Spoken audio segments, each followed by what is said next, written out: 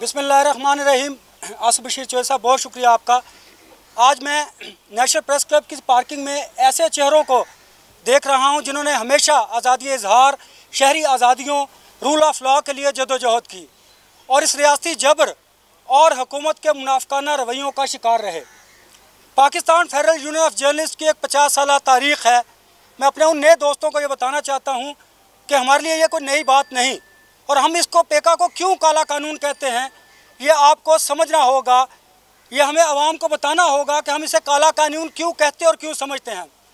पहली बात तो ये है कि अगर आप इस कानून को एक अच्छी नीयत के साथ ला रहे थे तो आपको चाहिए था कि आप स्टेक होल्डर्स को एतमाद में लेते। आपने ये काम नहीं किया। चलिए फिर आप देखिए कि इसमें आपने 90 डेज़ के अंदर अंदर किसी भी केस को क्लोज़ करना है। वो हाई कोर्ट के रिटायर्ड जज की हैसियत से ट्रिब्यूनल का सरबराह आपने बनाया। उस कमीशन में जो आपने लोग रखे वो हुकूमती नुमाइंदे हैं। फिर मुझे ये बताइए कि फ़ेक न्यूज़ को डिफ़ाइन करने के लिए आपने क्या उसकी तारीफ़ रखी। अगर तो हुकूमती ओहदेदारों नुमाइंदों ने ही ये तारीफ़ करनी है तो फिर तारीख़ इसकी गवाह है कि आमराना दौर में और 100 कॉल जमहूरियत में किस तरह आज़ादी इजहार की तारीफ़ की जाती रही है। फिर आप ये भी देखिए कि आपको 20 लाख रुपए जुर्माना दिया जाएगा और शेम इस हुकूमत पर कि जो 35,000 वेज पर तो अमल दरामद करवा नहीं सकी, अपने बनाए हुए कवानीन पर तो अमल दरामद करवा ना सकी, तो 20 लाख रुपए हमें जुर्माना किया जाएगा और 3 बरस की सज़ा होगी।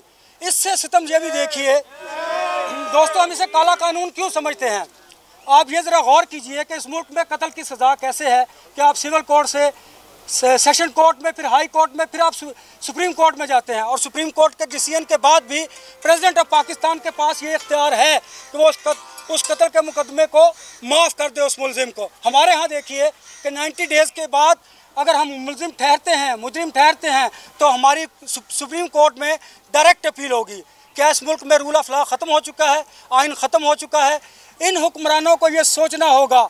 आज ये जो चेहरे खड़े हैं ये वही लोग हैं जो रूल ऑफ लॉ के लिए इस सड़कों पर थे, शाहराए दस्तूर पर थे, अदालतों में मौजूद थे।